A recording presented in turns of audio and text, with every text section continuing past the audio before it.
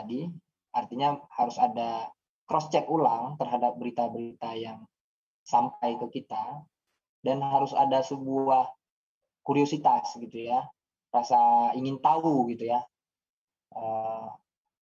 Kemudian ada sikap skeptis terhadap informasi itu. Jadi jangan langsung percaya, ragu dulu gitu. Itu akan lebih baik untuk kita memupuk jiwa kritisisme kita semua terhadap segala informasi yang datang. Kalau di dalam agama itu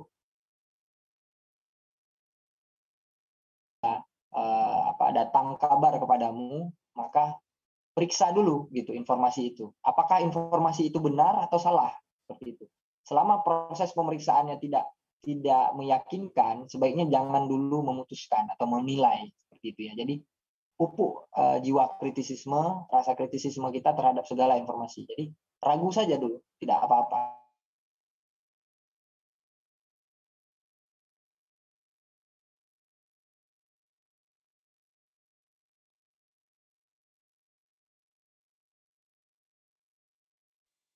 Mohon maaf, Bapak apakah mendengar suara saya? Sepertinya putus ya. Putus ya? Iya, Bapak. Ya. Selamat. Iya, Bapak bisa dilanjutkan? Bisa. Baik, itu ya. Jadi kita harus memupuk jiwa skeptisisme, keraguan terhadap informasi yang datang. Kemudian juga perlu teliti, dan juga tadi seperti amanah seperti agama kita bilang seperti itu di Al-Qur'an. Apabila datang berita kepadamu, cek dulu. Nah, itulah salah satu dalilnya kurang lebih. Nah, kemudian bijak. Nah, apa yang apa yang dimaksud dengan bijak? Artinya benar dibilang oleh narasumber tadi, saring dulu baru sharing. Artinya ada informasi-informasi yang bersifat provokatif, kemudian dapat menimbulkan mudarat yang lebih besar, lebih baik tidak disebarkan. Ada potensi penggunaan digital yang membuat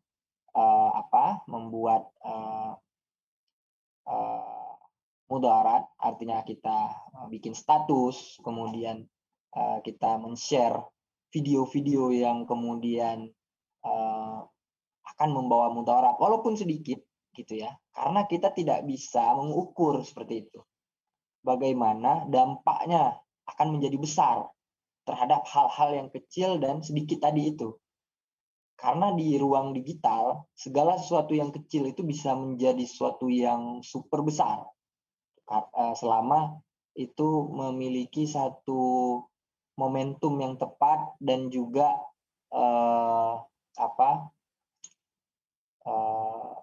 mungkin lebih kepada momentum ya, dan peluang dan sebagainya. Jadilah itu viral kan gitu kan. Maka selain sikap kritis, kita butuh bijak dalam menghadapi hoax. Nah, maka kiat-kiatnya antara lain singkat saja sebenarnya. Saya tidak panjang-panjang. Hati-hati dengan judul yang provokatif, seperti yang sudah disampaikan tadi juga. Jadi judul-judul yang provokatif ini tentu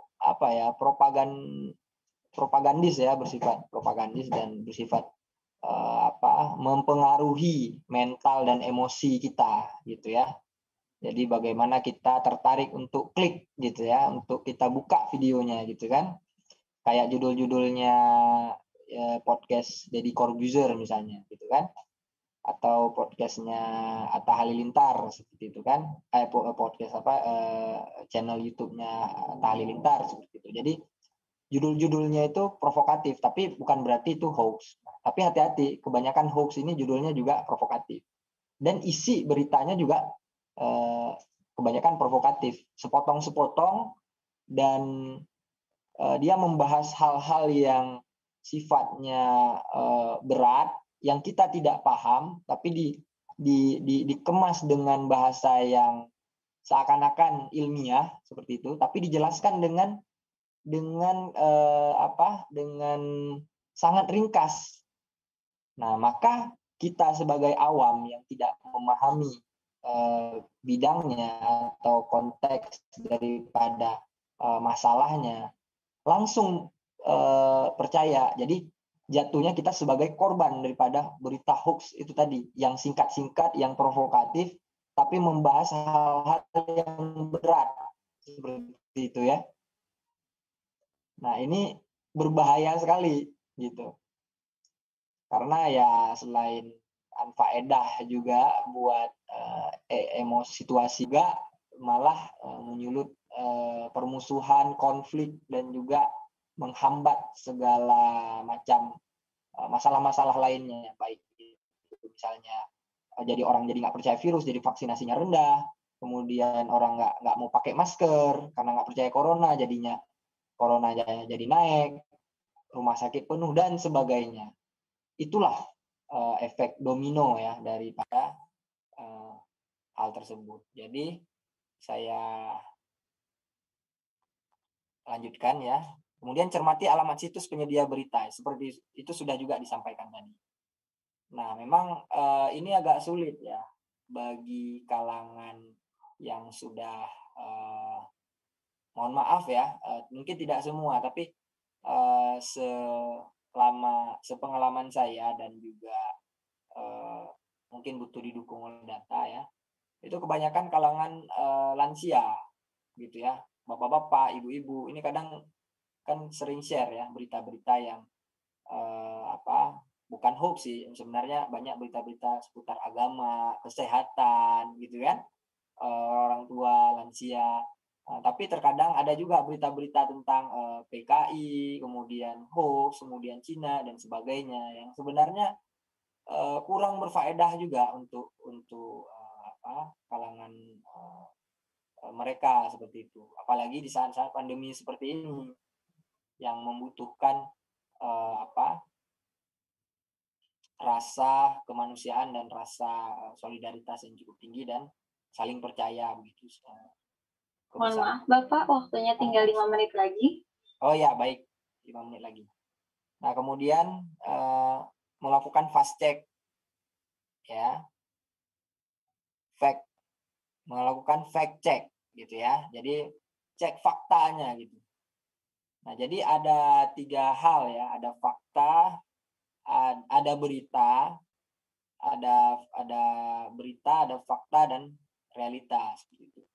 Nah, jadi terkait dengan berita itu suatu kabar, informasi yang sampai, yang tersiar, yang tersebar gitu ya. Tapi kita tidak tahu apakah itu benar-benar terjadi sebagai sebuah realita seperti itu ya. Dan sebelum sampai ke sana kita harus cek faktanya begitu. Setelah menerima berita, kita cek faktanya. Nah, fakta itu ya kejadian-kejadian yang sudah terverifikasi gitu ya. Misalnya kejadiannya sudah disaksikan langsung, kemudian sudah diumumkan langsung, kemudian sudah dilihat langsung lah intinya. Jadi sebuah fakta-fakta yang harus dikumpulkan, dan juga fakta-fakta itu belum tentu bisa menjelaskan realita seperti itu. Dan ini makanya di era informasi ini sangat sangat sensitif sekali kualitas informasi yang tersebar. Kita harus benar-benar kritis dan bijak begitu untuk membedakan informasi tersebut. Misalkan ini beritanya virus, ya kan? Beritanya tentang vaksin, gitu ya. Misalnya Cina sebarkan vaksin untuk ada DNA dan sebagainya. Kemudian dicek faktanya. Untuk mengecek fakta ini bagaimana harus kita bisa cek. Tentu harus bersumber kepada sumber-sumber informasi yang induk seperti itu, bukan sumber-sumber informasi yang tidak terpercaya. Nah, disinilah perlu cek faktanya seperti itu. Tapi ketika fakta sudah terjawab, oh benar ini, tapi belum tentu menjelaskan realita. Artinya kejadian yang sesungguhnya. Apa kejadian yang sesungguhnya? Seperti itu. Nah, karena kita berada di era digital dan juga kita dihadapkan dengan pandemi COVID-19, ini dua hal yang jodoh ya, yang berjodoh dan melahirkan super hoax lah seperti itu. Karena dua ini menyuburkan hoax sebenarnya. Satu aksesibilitas informasi, penyebaran informasinya yang begitu cepat dan mudah, praktis. Satu lagi pandemi COVID-19 yang masih dalam proses penelitian, kemudian tiba-tiba, kemudian penyebarannya cepat, membunuh, mematikan, dan sebagainya. Maka dihadapkan dengan situasi masyarakat atau penduduk yang tingkat pendidikan dan tingkat literasi dan sebagainya. Nah, berjodohlah itu. Jadilah itu hoax dan sebagainya. Maka perlu diantisipasi khususnya kita sebagai anggota masyarakat yang sadar dengan ini, gitu. Sadar kritis dan bijak hadapi hoax-nya. Yang terakhir, cek keakuratan gambar. Ini juga hal yang penting karena sekarang banyak era visual, gitu. TikTok, kemudian Instagram, WhatsApp itu kita keseringan share itu yang bersifat fotografik gitu ya, foto, video gitu ya. Yang ini sebenarnya keseringan itu video-video yang di-share itu bukan berkaitan dengan berita yang di-share seperti itu. Juga foto sama. Makanya sangat berbahaya gitu apabila kita tidak membesarkan jiwa kritisisme kita tadi. Artinya apa? Ragu aja dulu. Anggap saja semua informasi yang datang selain daripada orang-orang terdekat yang sudah kita memang percaya dan pemerintah yang resmi legal seperti itu wajib diberikan sebuah lapisan keraguan seperti itu. Semakin kita tidak tahu sumbernya dari mana, semakin kita ragu gitu. Jadi semakin jauh itu sumbernya, semakin ragu kita. Juga semakin semakin tidak jelas faktanya, maka wajar kita akan semakin ragu seperti itu. Nah, makanya hal-hal seperti ini kalau berita-beritanya itu berasal berkaitan dengan pemerintah, berarti pemerintah akan mengklarifikasi seperti itu. Kalau itu berasal dari non pemerintah, maka itu juga akan diklarifikasi gitu. Kalau berhubungan dengan kriminal dan sebagainya itu biasanya langsung dari kepolisian dan sebagainya. Jadi sebenarnya ada sebuah tahapan yang tidak boleh kita langkahi seperti itu. Dan tahapan-tahapan ini seperti yang sudah saya uraikan tadi membutuhkan kesabaran gitu ya. Dengan membludaknya data informasi yang masuk sampai penuh memori HP kita gitu ya, dengan berbagai macam video, foto, kemudian dan hal-hal lainnya gitu ya. Maka butuh kesabaran dan butuh pilih-pilih, saring dan sharing. Baru sharing. Yang terakhir sebagai penutup, sudah coba slide-nya. Mohon maaf.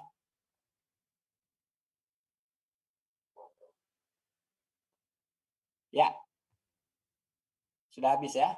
Intinya seperti itu. Waktu kita terbatas, mungkin sampai jam 5 di flyer saya kembalikan kepada moderator. Terima kasih semuanya.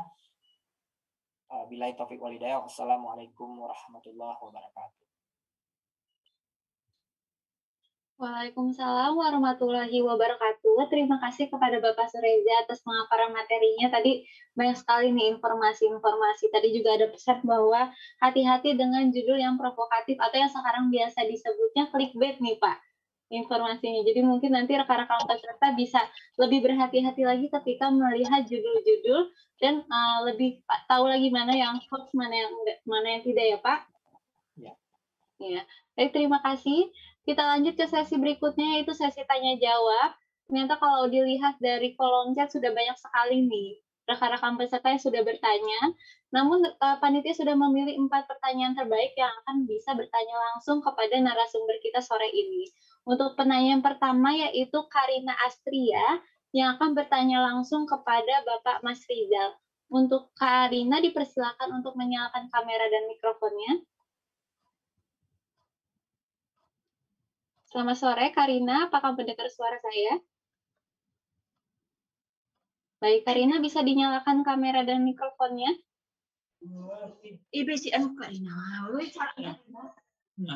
Baik, untuk Karina dipersilakan untuk bertanya langsung. Waktu bertanyanya 1 menit. Assalamualaikum warahmatullahi wabarakatuh. Waalaikumsalam warahmatullahi wabarakatuh. Saya mau bertanya nih Pak. Silakan. Bagaimana cara mengetahui keamanan dari suatu website? Kita dapat membedakan berita tersebut hoak atau benar, Pak? Oke, saya langsung Terima saja. kasih kepada Karina atas pertanyaannya. Dipersilakan untuk Bapak Mas Rizal bisa menjawab. Waktu menjawabnya 2 menit ya, Pak. Ya langsung aja, tadi suaminya langsung tanya juga bagus, enggak apa-apa. Oke, tapi kita ngerti lah. Pertanyaannya bagus, ini yang sebetulnya menjadi tantangan kita. Jadi kalau ada satu konten, memang konten itu kan diposting dari banyak media ya, ada dari website langsung, ada dari website di-share ke sosmed ya, cross posting istilahnya. Karena itu adalah kelebihan web 3.0 sekarang menuju 4.0. Nah, itu yang saya bilang tadi. Bicara tadi Bu Melia Bu Melia tadi udah menyinggung juga bahwa bermacam-macam jenis hoax. Nah, kalau bicara source-nya, itu gampang saja. Ngecek itu konten kan bisa dilihat linknya dari mana. Kalau dari nama website-nya aja udah nggak jelas, itu gimana coba gitu ya. Jadi misalnya ada nih detik.com, yang benar tuh detik.com, tapi dia sumbernya ada ya detik ID itu apa kadang gitu seperti itu. Nih dia meniru konten-konten yang populer untuk memposting kontennya, itu satu ya, itu bicara sourcing-nya. Dan biasanya yang kedua, kalau bicara website yang saya lebih cenderung kepada kontennya saja.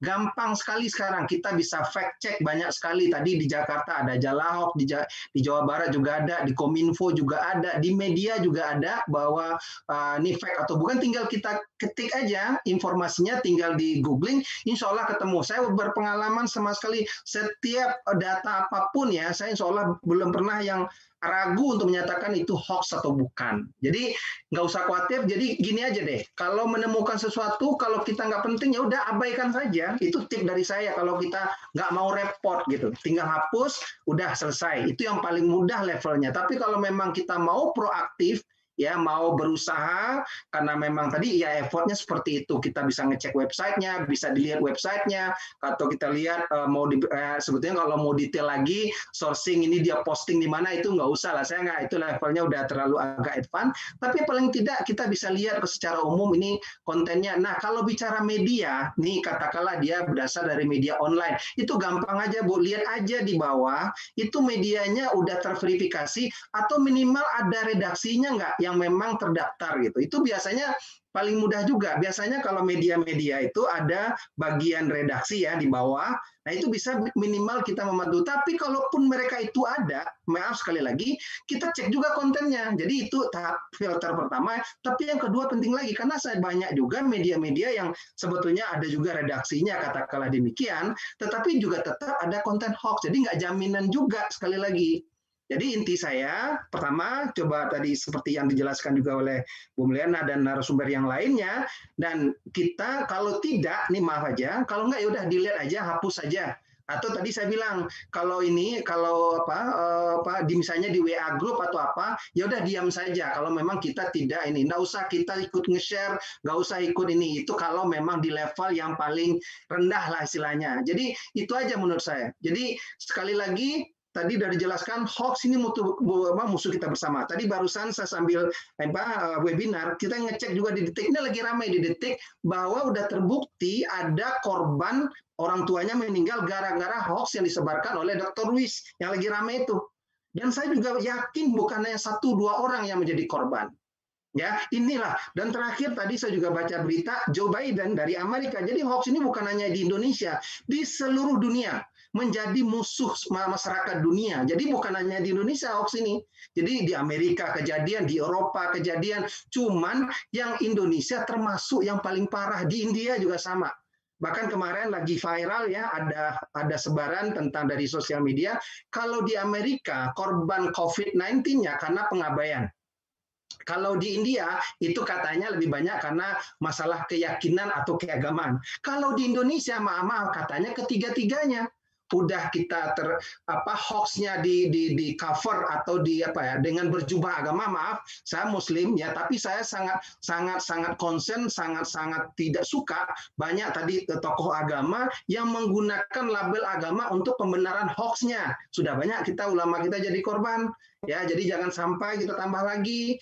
Nah, sekali lagi saya berharap dan kita berdoa terakhir, mungkin sesuai agama dan keyakinan kita masing-masing, bangsa ini bisa terlepas dari hoax dan insya Allah juga dari COVID dalam waktu secepatnya. Kira-kira itu menjawab Bu Rina ya. Cukup panjang saya menjawab karena saya rasanya kalau hoax ini setiap hari saya melakukan. Jadi kalau di grup saya kalau memang itu faktanya hoax, saya jelaskan linknya dan minta dia mencabut atau mendelete postingnya. Kalau di sosmed saya tidak berkomentar, saya langsung report saja. Demikian juga termasuk di YouTube, yang sekarang saya ikutin atau muncul di timeline saya, kalau itu saya lihat kontennya, saya yakin itu hoax, saya langsung report. Itu yang effort yang saya lakukan, dan saya juga berusaha juga melaporkan ke Kominfo atau kebetulan juga di Cyber Polri, saya juga tinggal forward. Tapi setahu saya, Cyber Polri dan Kominfo sekarang sangat aktif. Mudah-mudahan kita sebagai bangsa bisa makin berkurang hoax ini dan kita bisa cepat lepas dari COVID-19 ya. Kira-kira gitu Bu. Terima kasih. Wassalamualaikum warahmatullahi wabarakatuh. Waalaikumsalam warahmatullahi wabarakatuh. Terima kasih kepada Bapak Mas Rizal sudah menjawab dan terima kasih kembali kepada Karina sudah bertanya. Kita lanjut untuk penanya kita yang kedua, yaitu Kamisnatul Aulia yang akan bertanya langsung untuk Ibu Ika. Untuk Kamisnatul Aulia, dipersilakan untuk menyalakan kamera dan mikrofonnya. Selamat sore, Kamisnatul. Ya, bisa langsung ditanyakan saja, Kak, pertanyaannya. Waktu bertanyanya 1 menit. Baik, saya ingin bertanya kepada Bu Ika Meliani Lutari, yaitu bagaimana cara Kominfo dalam menyaring berita hoax? Terima kasih. Baik, terima kasih kepada Kamisnatul atas pertanyaannya. Dipersilakan untuk Ibu Ika menjawab. Waktu menjawabnya 2 menit ya, Bu. Terima kasih Kamisnatul. Kamisnatul, Kominfo itu dia sudah punya timnya sendiri ya untuk mengurusi soal hoax ini. Jadi sebenarnya kalau misalkan kita ketemu sama berita tentang hoax, bisa di cross check tuh. Ada website Kominfo, nanti bisa dicek ya Mbak di situ ya. Untuk besaran secara general website Kominfo ada di kominfo.go.id. Kementerian ya maksudnya ya. Itu ada di situ, bisa dicek, itu ada satu kayak microsite atau satu tab-nya sendiri untuk mengecek si hoax ini. Nah, tetapi karena saya di Jakarta, di Pemprov DKI Jakarta, kami juga punya satu website sendiri dan satu akun Instagram sendiri untuk hoax ini, itu di Jala Hoax. Kalau untuk hoax sih seharusnya general ya Mbak ya. Jadi misal Mbak dan teman-teman boleh juga untuk follow si Jala Hoax ini untuk informasi tambahan seperti itu perihal terkait hoax ini sendiri. Jadi itu Mbak jawabannya. Kembali lagi saya mumpung di sini namanya orang humas ya Pak Mas Rizal ya, pasti kita maunya promo nih. Mudah-mudahan seperti tadi Pak Mas Rizal, ini hoax adalah musuh bersama. kami sangat berharap pada generasi muda gitu ya, yang mungkin masih tinggal sama ibu bapak, untuk tidak bosan-bosan mengingatkan gitu, karena hoaks ini lebih banyak tadi kan adanya di chatting-an kita gitu ya, di grup-grup WhatsApp keluarga, tetangga gitu. Itu banyak banget, jadilah seorang pembaharu gitu yang bukan hanya tidak hanya stop reshare, tetapi juga menjelaskan gitu kalau misalkan ada satu informasi yang salah masuk ke grup keluarga kita, ke grup, kampus kita, ke grup SMA kita, baiknya mudah-mudahan kita semua bisa menjadi satu orang itu yang mencegah gitu ya, hoaks itu untuk tersebar, ke-reshare ke mana-mana. Itu Mbak, mungkin terima kasih. Baik, terima kasih kepada Ibu Ika atas jawabannya dan sekali lagi terima kasih kepada Kamis Natul. Kita lanjut untuk penanya kita yang ketiga yaitu Kak Afan Rusli yang akan bertanya langsung untuk Bapak Ade. Untuk Kak Afan Rusli bisa dinyalakan kamera dan mikrofonnya. Selamat sore, Kak Afan bisa dinyalakan kamera dan mikrofonnya. Ya, tunggu sebentar ya. Baik, Kak Afan bisa langsung ditanyakan saja pertanyaannya untuk waktu bertanya 1 menit. Ya, terima kasih kepada Kak Ade. Sebelumnya Kak Ade, saya Afan Rusli yang dulu kemarin pernah ke Lombok. Begini Kak Ade, posisinya kan di Indonesia sekarang itu sedang menghadapi kondisi di mana anak-anaknya itu serba milenial dan menghadapi zaman yang serba instan. Nah, dari di situ menimbulkan banyak dampak negatif sih, seperti halnya kurangnya pendidikan karakter dan minat baca kemudian menjadi rendah bagi anak-anak. Dan itu yang saya dapati dari kebanyakan pelajar di Kota Madiun seperti itu. Nah, kemudian bagaimana sih langkah-langkah kita sebagai pendidik untuk menyikapi hal tersebut supaya peserta didik itu atau anak-anak muda itu bisa menjadi ideal seperti tujuan pendidikan itu sendiri. Terima kasih. Baik, terima kasih kepada Kak Afan atas pertanyaannya. Dipersilakan untuk Bapak Ade menjawab. Waktu menjawabnya 2 menit ya, Pak. Sorry, tadi langkah-langkah untuk apa ya? Langkah-langkah dalam langkah-langkah untuk menyikapi hal seperti itu, kita sebagai pendidik itu mungkin bisa dikasih tips-tipsnya mungkin seperti itu Kak Ade. Oke,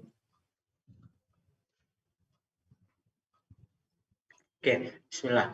Untuk bicara tentang langkah-langkah dalam bagaimana idealnya menjadi seorang pendidik yang baik ya, kita kembali ke ini ya, kita kembali ke sebuah tujuan kita bagaimana menjadi pendidik yang baik, yang kemudian itu selaras dengan tujuan dan juga target apa yang kita inginkan.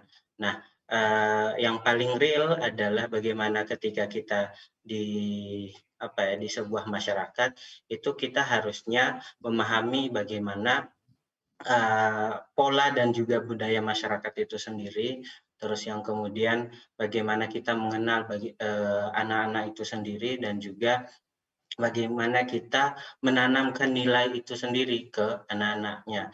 Jadi kita tidak hanya mentransfer ilmu, jadi ada sebuah nilai inti dalam proses transfer tersebut. Nilai ini yang kemudian membentuk sebuah pola pikir, membentuk sebuah gerak dan juga tingkah laku seorang peserta didik yang kemudian kita bisa menjadi sukses katanya, dan juga akan kita lihat dengan cara-cara bahwasanya kita harus mengenal nih bagaimana anak peserta didik kita dan juga apa motivasi awal kita.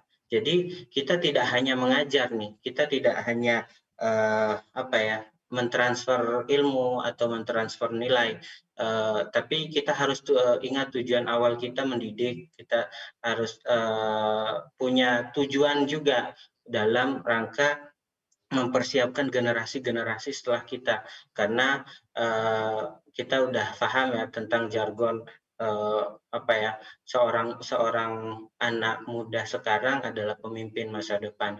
Bagaimana ia mempersiapkan diri untuk masa depannya, kitalah yang mendidiknya, mendidik dengan ilmu. Jadi mendidik dengan ilmu dan mendidik dengan nilai itu dimulai dari kita memperbaiki diri kita.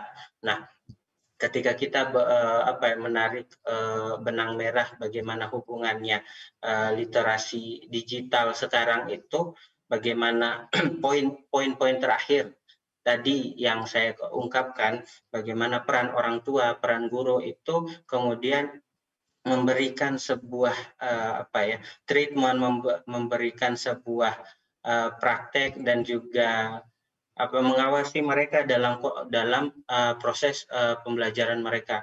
Jadi nggak heran ya ketika era digital sekarang 4.0 dan juga masuk kita dipaksa oleh pandemi ini untuk segera menjadi belajar kemarin tatap muka, sekarang itu lewat digital. Itu ada proses yang kemudian kita harus akui bahwa itu mengalami pergeseran, tapi dengan harapan guru dan juga orang tua itu sambil berkolaborasi menanamkan nilai sambil memberikan praktek bagaimana cara belajar yang baik, cara mendidik yang baik itu sendiri. Nah, tentunya orang tua dan juga guru itu pasti harusnya punya nilai tersendiri, punya keilmuan sendiri yang kemudian membentuk kapasitasnya dalam membina dan juga menyiapkan generasi yang lebih besar nanti. Begitu kira-kira. Siap. Baik, Terima kasih Kak Ade. Ya, baik. Terima kasih Kak Ade atas jawabannya dan sekali lagi terima kasih kepada Kak Afan. Kita lanjut untuk penanya kita yang keempat, yaitu Kak Zahratun Nisa yang akan bertanya langsung kepada Bapak Sureza. Untuk Kak Zahratun Nisa dipersilakan untuk menyalakan kamera dan mikrofonnya. Selamat sore Kak Zahratun Nisa.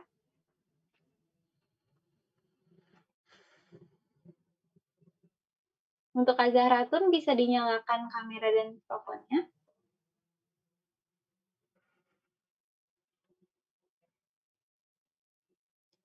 Selamat sore Kak Zahratun. Baik, mungkin bisa saya bantu untuk menanyakannya. Untuk pertanyaan dari Kak Zahratun Nisa untuk Bapak Sureza, bagaimana menyikapi berita terkait COVID yang terus-menerus menaik jumlahnya tapi tidak tahu siapa saja yang terkena? Apakah berita itu tidak bisa diberhentikan atau tetap saja beredar terus-menerus?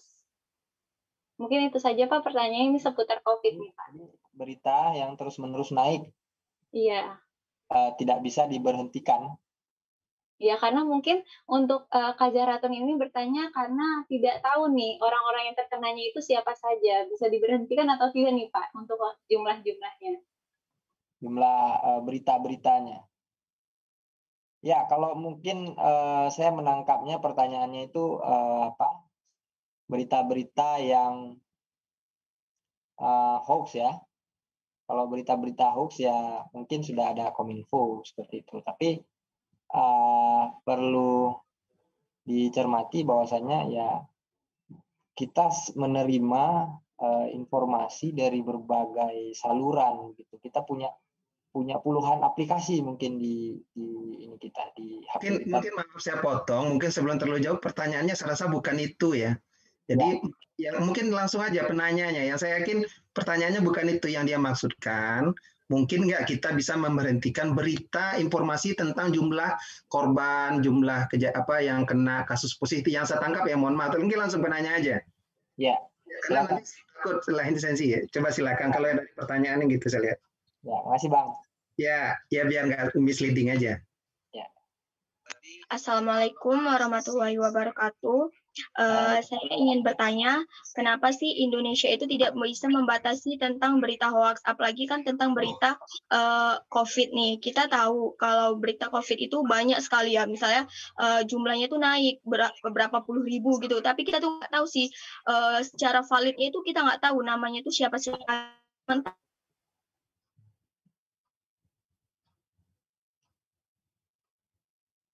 Ya. Iya.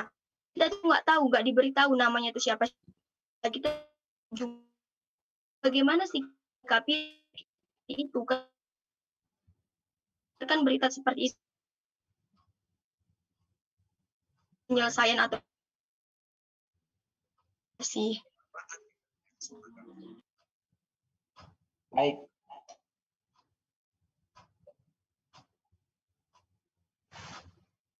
Bagaimana menyikapinya ya, kurang lebih ya. Ya.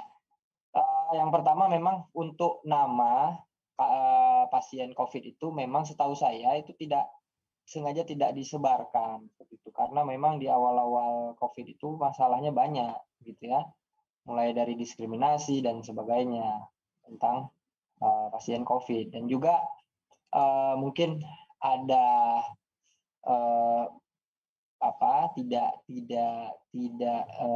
tidak substansial untuk disampaikan siapa yang positif, kecuali mungkin tokoh-tokoh ya, tokoh artis, kemudian tokoh pejabat dan sebagainya seperti itu.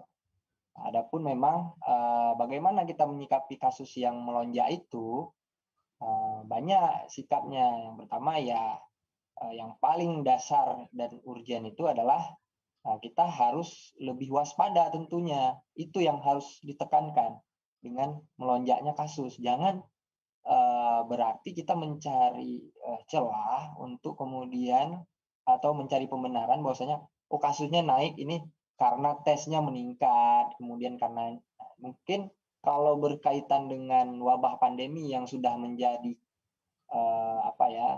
sudah menjadi kebenaran yang sudah diakui oleh kita semua gitu, sudah diakui semua orang gitu, udah lumrah. Jadi semua udah mengakui ya ini ada corona, ini ada pandemi, ada virus seperti itu ya. Kasus yang terus meningkat harusnya ya tingkat kewaspadaan kita harus lebih meningkat juga. Nah, adapun yang jiwa bijak atau sikap kritis dan bijak tadi itu ada pada bagaimana kita tidak serta-merta panik ya melihat data yang terus melonjak itu, walaupun tetap dengan waspada, dengan mental yang waspada, tapi tidak panik, tetap fokus menjalankan protokol kesehatan, kemudian tetap di rumah, kemudian apabila tidak mampu gitu ya, usahanya kolaps, kan ada bantuan pemerintah yang bisa diakses, kemudian ada banyak bantuan sosial dan sebagainya, dan juga mengikuti terus perkembangan terkini, wilayah-wilayah mana yang sudah berubah zona merah, kemudian zona merah, zona kuning, zona hijau, kemudian kebijakannya bagaimana. Memang literasi digital dalam hal mengupdate informasi tentang corona ini yang sedang memang harus kita miliki dan kita budayakan setiap hari seperti itu. Dan setelah kita memiliki rasa waspada dan kita lebih cermat, artinya tidak panik, yang terakhir adalah tentu ya kita mengajak gitu kawan-kawan lainnya untuk bisa bersabar gitu ya menghadapi pandemi ini dan juga mengikuti protokol kesehatan. Mungkin seperti itu. Siapa tadi namanya? Maaf.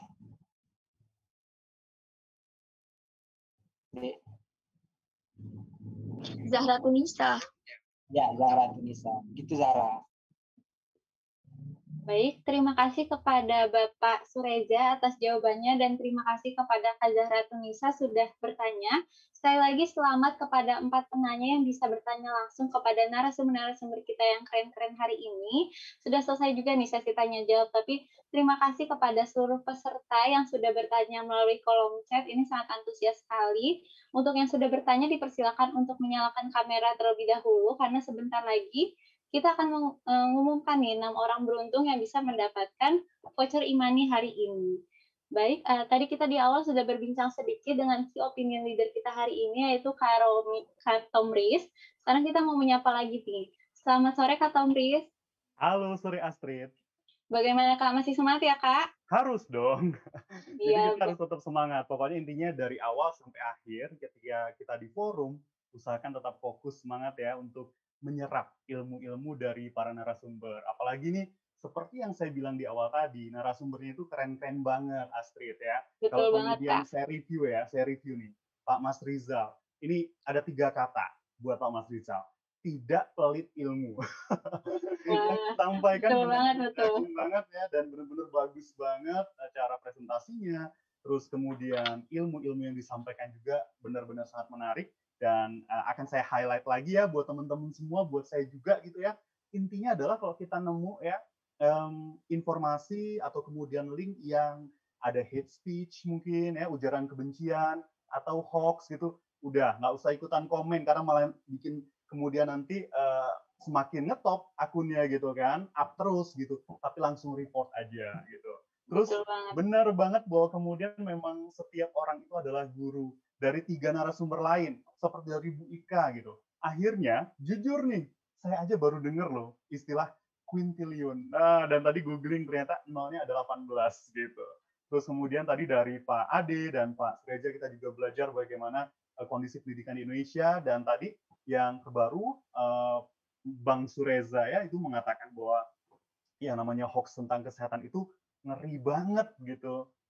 Benar sih yang disampaikan tadi gitu kan, karena Pak siapa tadi Pak Mas Rizal ya informasikan bahwa di detik aja baru aja ada informasi akibat hoax kesehatan gitu yang dipercayai oleh seorang warga di Depok itu menyebabkan orang tuanya meninggal. Itu kan ngeri banget ya teman-teman ya gitu. Jadi dari 4 narasumber itu kita belajar banyak hal gitu.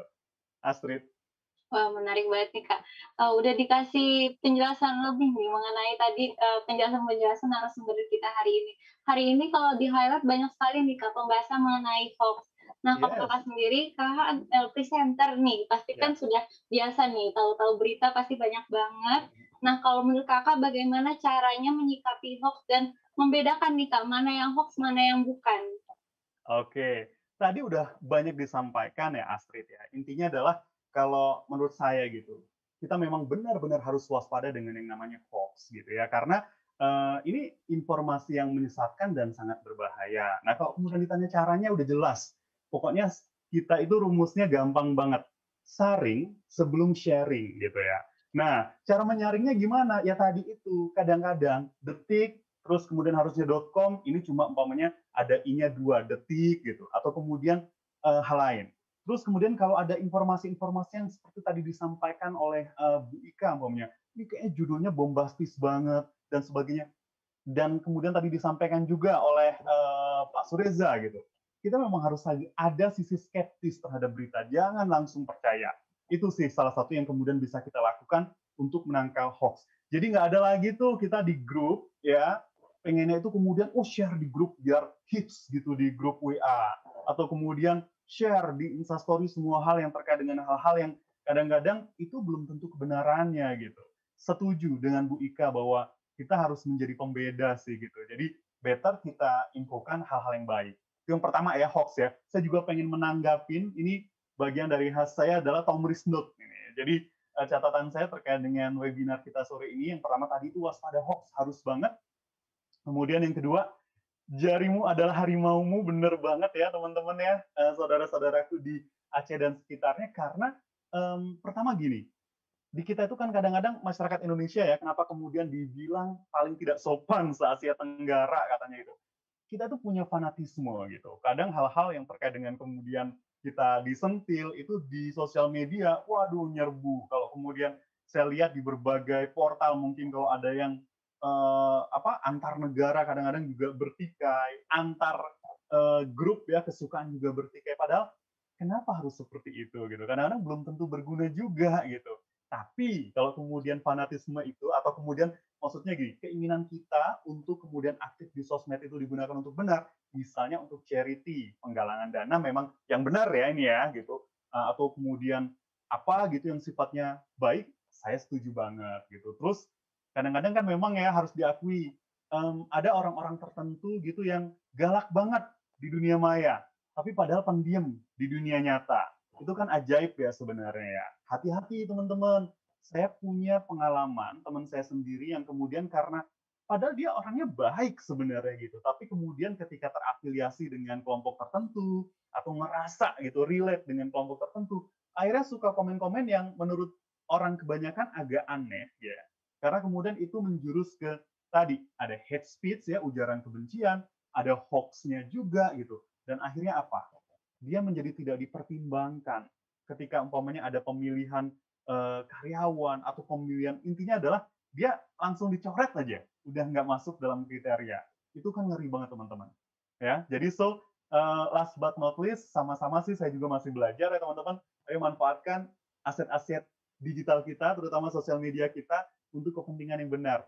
Promosiin kita secara baik ya, gitu. Terus kemudian ayo isi konten-konten yang bagus juga gitu, dan yang pasti ya gunakan ya dunia digital untuk belajar, karena itu memudahkan kita yang harusnya tadinya mungkin harus ke Jakarta atau orang-orang atau narasumber harus ke Aceh, ini nggak perlu. Bu Ika ada di Jakarta, terus tadi ada yang di NTB dan sebagainya, gitu sih Astrid. Wah, betul ya Kak. Sekarang istilah mulut mengharimau sudah berubah nih Kak. Jadi jempol mengharimau ya. Benar. Betul. Mungkin bisa memberikan nih Kak closing statement atau pesan-pesan buat rekan-rekan peserta webinar kali ini. Oke, tadi sebenarnya closing statement tadi saya gini. Ayo manfaatkan aset-aset atau dunia digital ya, terutama sosial media kita untuk kepentingan yang berguna. Pertama, untuk belajar ya, karena dengan dunia digital ini memudahkan kita untuk belajar.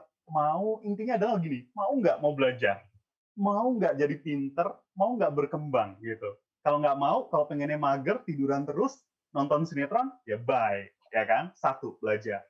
Terus kemudian yang kedua, isi konten sosial media kita atau apapun ya terkait dengan dunia digital ya. Tadi Bang Ade sudah menyampaikan mulai buat blog atau tulisan gitu yang bagus-bagus. Di Aceh gitu kan, kalau umpamanya sore-sore gini udah mulai lapar nih, langsung ingat yang namanya mie Aceh yang lezat gitu kan. Bisa tuh mulai dari hal-hal yang seperti itu gitu. Terus kemudian ya tadi gitu, kita promosikan hal-hal yang baik tentang kita, terus berkarya. Jadi intinya adalah walaupun ada hal-hal yang harus diperhatikan ya terkait dengan sosial media, tapi kita jangan takut. Yang penting kita masih melakukan sesuai dengan kaidah yang benar ya. Jadi bisa kita jadi masyarakat digital gitu ya, yang berbudaya baik. Katakannya orang Indonesia kan ramah-ramah gitu kan, bukan yang kemudian langsung sumbu pendek komentar apapun yang belum tentu kita paham masalahnya, belum tentu kita tahu permasalahannya, dan belum tentu berguna juga komentar kita sebenarnya, ngabis-ngabisin kuota. Oke, Astrid. Baik, terima kasih Kak Tomris atas sharing-sharing sore ini. Tapi jangan salah dulu ya Kak, nanti kita akan meminta tolong Kakak nih untuk mengumumkan 6 orang beruntung yang akan mendapatkan voucher Imani tentunya. Siap. Baik, terima kasih Kak Tomris. Ya, kita akan sebentar lagi nih akan mengumumkan 6 orang beruntung yang akan mendapatkan voucher Imani. Namun sebelumnya kami ingin mengingatkan bahwa link absensi sudah ada di kolom chat. Jadi rekan-rekan peserta sudah bisa absen terlebih dahulu nih di kolom chat. Dan yang sudah bertanya dipersilakan untuk menyalakan kamera terlebih dahulu karena nanti yang dipilih oleh panitia adalah yang sudah menyalakan kamera. Jadi sayang sekali kalau misalkan rekan belum menyalakan kamera akan digantikan dengan rekan-rekan lain yang sudah menyalakan kamera tentunya. Nah, hari ini kita sudah selesai nih mendengar pembicara-pembicara atau narasumber-narasumber kita yang keren-keren hari ini. Tadi juga sudah diberikan review sedikit oleh Kak Tomris, namun sekarang saya ingin mencoba mereview lagi nih. Hari ini Pak Mas Riza memberikan informasi yang sangat lengkap tentunya mengenai hoax. Tadi juga sudah ditekankan nih, kalau ketemu konten hoax langsung di-report aja, nggak usah di-komen-komen lagi. Lalu Bu Ika juga sudah menjelaskan, jadilah pengguna media yang cerdas. Ingat ada UU ITE yang sudah menunggu kita, jadi harus berhati-hati dalam jangan sampai kita menyebar hoax. Lalu juga Pak Ade menjelaskan mengenai pembelajaran, tadi sudah dijelaskan mengenai sejarah. Lalu juga dijelaskan nih kita harus beradaptasi dengan era yang sekarang, kita juga dipaksa untuk melakukan pembelajaran jarak jauh. Lalu juga Pak Sureza sudah menjelaskan nih mengenai menanggapi hoax, kita harus kritis dan bijak dalam menanggapi hoax tentunya. Nah, sebentar lagi kita akan mengumumkan nih 6 orang beruntung yang akan mendapatkan voucher Imani. Nah, ini adalah 6 orang beruntung. Mungkin Kak Tomris bisa bantu menyebutkan pemenangnya, Kak? Oke, ini pokoknya kalau yang nggak dihidupkan kameranya diganti saya ya, Astrid ya. Ya, boleh banget nih, Kak. Yang pertama pemenangnya adalah Ingrid Prabasiwi. Halo Ingrid, dada-dada dong biar kelihatan. Oke, kelihatan tuh ya, senyumnya cerah sekali ya. Terus kemudian yang kedua, Marlis Yulianti, ini kalau nggak hidup diganti yang lain ya, kita hitung pokoknya. Sambil kita tunggu nih sampai saya bacain yang lain. Yang ketiga ada Asi Siti. Halo Asi, dada. Kasih Raisen ya Asi, terus kemudian Novi Aditya, terus kemudian Naila Nashwa. Ini ngomong-ngomong nggak ada yang cowok nih, ya udahlah Marlis diganti Tomris aja. Iya, betul banget nih, Kak. Ya kan? Oke, silakan. Itu dia. Satu lagi tidak terlihat di laptop Iya, saya. yang terakhir adalah Kak Azizah Nurul nih, Kak. Azizah Nurul, yang penanya tadi ya. Iya. Kerudung bunga-bunga. Sekali lagi untuk Kak Maris bisa dinyalakan nih kameranya nih, karena nanti sayang sekali nih, berarti hadiahnya buat Kak Tomris. Baik, sekali lagi selamat kepada para pemenang tentunya yang belum memberikan nomor telepon yang terintegrasi dengan Imani bisa diserahkan kepada host pada meeting ini, karena sayang sekali kalau misalkan rekan-rekannya sudah terpilih ini tidak memberikan nomor telepon maka akan hangus hadiahnya. Baik, sekali lagi selamat kepada 4 penanya yang bisa bertanya langsung dan 6 orang yang terpilih tentunya. Terima kasih kepada narasumber-narasumber kita yang keren-keren hari ini, ada Pak Mas Rizal, ada Ibu Ika, ada Pak Ade, dan tentunya Pak Sureza. Dan tentunya KOL kita hari ini itu Kak Tomris ya, sangat semangat sekali nih sore hari ini. Terima kasih banyak. Dan tentunya kepada seluruh partisipan webinar yang sangat luar biasa dan sangat antusias nih bertanya melalui kolom chat. Semoga kita bertemu lagi ya di sesi berikutnya. Sebelum kita menyudahi kegiatan hari ini, alangkah lebih baik kita berdoa menurut agama dan kepercayaan kita masing-masing. Berdoa hening dipersilahkan.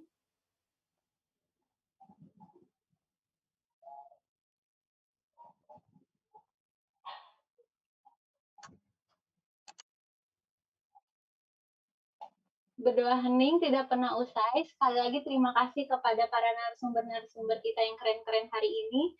Terima kasih juga kepada KOL kita dan tentunya seluruh partisipan webinar yang berbahagia. Terus semangat dan terus tetapkan protokol kesehatan. Semoga kita selalu sehat dimanapun kita berada. Saya Astrid Anggraini selaku pembawa acara sekaligus moderator undur diri. Kurang lebihnya mohon maaf. Salam literasi, Indonesia makin cakep digital. Wassalamualaikum warahmatullahi wabarakatuh. Waalaikumsalam warahmatullahi wabarakatuh. Terima kasih ya, Tomris. Literasi masyarakat Aceh. Terima kasih. Saya mudah-mudahan saya follow nanti sosmednya. Makasih Bang Mas Rizal, ilmunya keren. Ya, silakan. Makasih.